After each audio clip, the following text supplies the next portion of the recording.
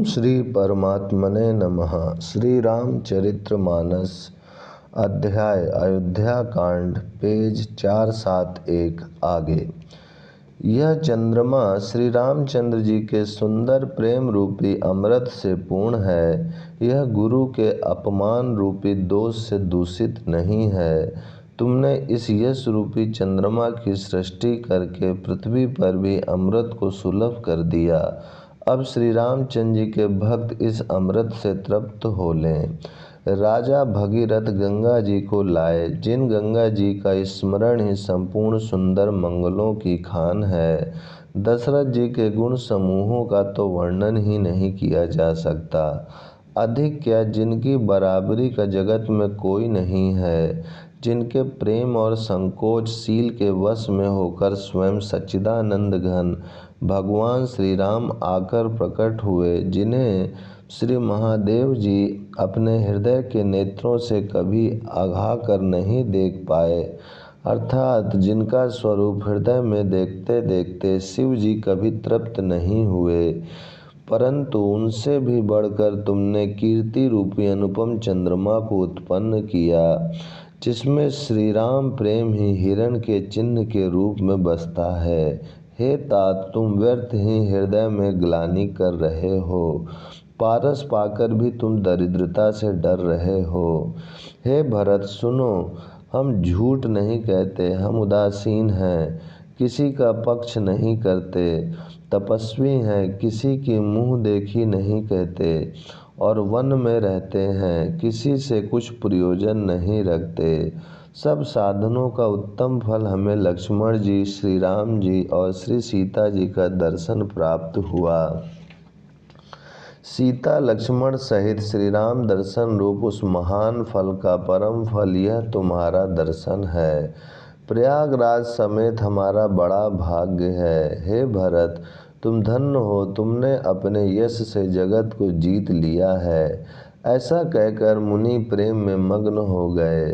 भारद्वाज मुनि के वचन सुनकर सभासद हर्षित हो गए। साधु साधु कहकर सराहना करते हुए देवताओं ने फूल बरसाए। आकाश में और प्रयागराज में धन्य धन्य की ध्वनि सुन सुनकर भरत जी प्रेम में मग्न हो रहे हैं। भरत जी का शरीर पुलकित है, हृदय में श्री सीताराम जी हैं और कमल के समान नेत्र प्रेम अश्रुओं के जल से भरे हैं। वे मुनियों की मंडली को प्रणाम करके गदगद वचन बोले। मुनियों का समाज है और फिर तीर्थ राज है, यहाँ सच्ची सौगंध खाने से भी भरपूर हानि होती है। इस स्थान में यदि कुछ बनाकर कहा जाए तो इसके समान कोई बड़ा पाप और नीचता न होगी। मैं सच्चे भाव से कहता हूँ, आप सर्वज्ञ हैं और श्री रघुनाथ जी हृदय के भीतर की जानने वाले हैं। मैं कुछ भी असत्य कहूँगा तो आपसे और उनसे छिपा नहीं रह सकता। मुझे माता कैकेयी की करने का कुछ भी सोच नहीं है और न मेरे मन में इसी बात का दुख है कि जगत मुझे नीच समझेगा। न यही डर है कि मेरा परलोक बिगड़ जाएगा और न पिताजी के मरने का ही मुझे शोक है, क्योंकि उनका सुंदर पुण्य और सुयश विश्व भर में सुशोभित है। उन्होंने श्री राम लक्ष्मण सरीखे पुत्र पाए, फिर जिन्होंने श्री रामचंद्र जी के विरह में अपने क्षणभंगुर शरीर को त्याग दिया, ऐसे राजा के लिए सोच करने का कौन प्रसंग है। सोच इसी बात का है कि श्री राम जी, लक्ष्मण जी और सीता जी पैरों में बिना जूती के मुनियों का वेश बनाए वन वन में फिरते हैं। वे वल्कल वस्त्र पहनते हैं, फलों का भोजन करते हैं, पृथ्वी पर कुश और पत्ते बिछाकर सोते हैं और वृक्ष के नीचे निवास करके नित्य सर्दी गर्मी वर्षा और हवा सहते हैं। इसी दुख की जलन से निरंतर मेरी छाती जलती रहती है। मुझे न दिन में भूख लगती है न रात को नींद आती है। मैंने मन ही मन समस्त विश्व को खोज डाला, पर इस कुरोग की औषधि कहीं नहीं है। माता का कुमत बुरा विचार पापों का मूल बढ़ई है। उसने हमारे हित का वसूला बनाया, उससे कलह रूपी कुकाट का कुयंत्र बनाया और 14 वर्ष की अवधि रूपी कठिन कुमंत्र पढ़कर उस यंत्र को गाड़ दिया। यहाँ माता का कुविचार बढ़ई है, भरत को राज्य वसूला है, राम का वनवास कुयंत्र है और 14 वर्ष की अवधि कुमंत्र है। मेरे लिए उसने यह सारा कुठाट बुरा साज रचा और सारे जगत को 12 बाट भिन्न छिन्न भिन्न करके नष्ट कर डाला। यह कुयोग श्री रामचंद्र जी के लौट आने पर ही मिट सकता है और तभी अयोध्या बच सकती है, दूसरे किसी उपाय से नहीं। भरत जी के वचन सुनकर मुनि ने सुख पाया और सभी ने उनकी बहुत प्रकार से बड़ाई की। मुनि ने कहा, हे तात, अधिक सोच मत करो, श्री रामचंद्र जी के चरणों का दर्शन करते ही सारा दुख मिट जाएगा।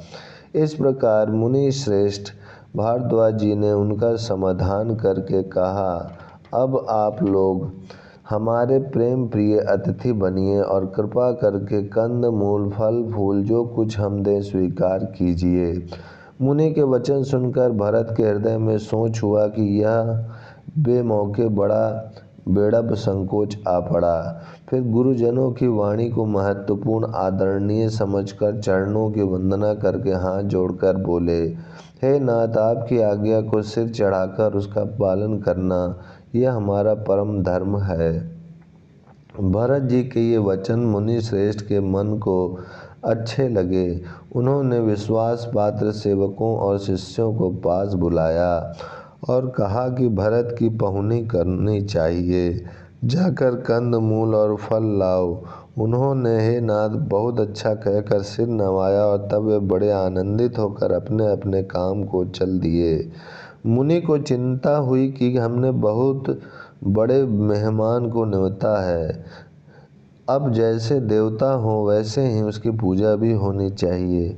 यह सुनकर रिद्धियाँ और अणिमा आदि सिद्धियाँ आ गईं और बोली, हे गोसाई, जो आपकी आज्ञा हो सो हम करें।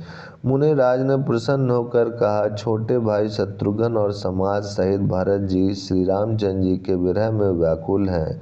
इनकी पहुनाई आतिथ्य सत्कार करके इनके श्रम को दूर करो। रिद्धि सिद्धि ने मुनिराज की आज्ञा को सिर चढ़ाकर अपने को बड़भागिनी समझा। सब सिद्धियां आपस में कहने लगे, श्री रामचंद्र जी के छोटे भाई भरत ऐसे अतिथि हैं जिनकी तुलना में कोई नहीं आ सकता। अतः मुनि के चरणों की वंदना करके आज वही करना चाहिए जिससे सारा राज समाज सुखी हो। ऐसा कहकर उन्होंने बहुत से सुंदर घर बनाए जिन्हें देखकर विमान भी विलखते हैं, लजा जाते हैं। उन घरों में बहुत से भोग, इंद्रियों के विषय और ऐश्वर्य ठाट बाट का सामान भरकर रख दिया, जिन्हें देखकर देवता भी ललचा गए। दासी दास सब प्रकार के सामग्री लिए हुए मन लगाकर उनके मनों को देखते रहते हैं, अर्थात उनके मन की रुचि के अनुसार करते रहते हैं। जो सुख के सामान स्वर्ग में भी स्वप्न में भी नहीं है, ऐसे सब सामान सिद्धियों ने पल भर में सज दिए। पहले तो उन्होंने सब किसी को किसी की जैसी रुचि थी वैसी ही सुंदर सुखदायक निवास स्थान दिए और फिर कुटुंब सहित भरत जी को दिए, क्योंकि ऋषि भारद्वाज जी ने ऐसी ही आज्ञा दे रखी थी। भरत जी चाहते थे कि उनके सब संगियों को आराम मिले, इसीलिए उनके मन की बात जानकर मुनि ने पहले उन लोगों को स्थान देकर पीछे सब परिवार भरत जी को स्थान देने के लिए आज्ञा दी थी। मुनि श्रेष्ठ ने तपोबल से ब्रह्मा को भी चकित कर देने वाला वैभव रच दिया। जब भरत जी ने मुनि के प्रभाव को देखा तो उसके सामने उन्हें इंद्र, वरुण, यम, कुबेर आदि सभी लोकपालों के लोग तुच्छ जान पड़े। सुख की सामग्री का वर्णन नहीं हो सकता, जिसे देखकर ज्ञानी लोग भी वैराग्य भूल जाते हैं। आसन, सेज, सुंदर वस्त्र, चंदोवे, वन बगीचे, भांति भांति के पक्षी और पशु, सुगंधित फूल और अमृत के समान स्वादिष्ट फल, अनेकों प्रकार के तालाब, कुएं, बावली आदि निर्मल जलाशय। ओम शांति शांति शांति।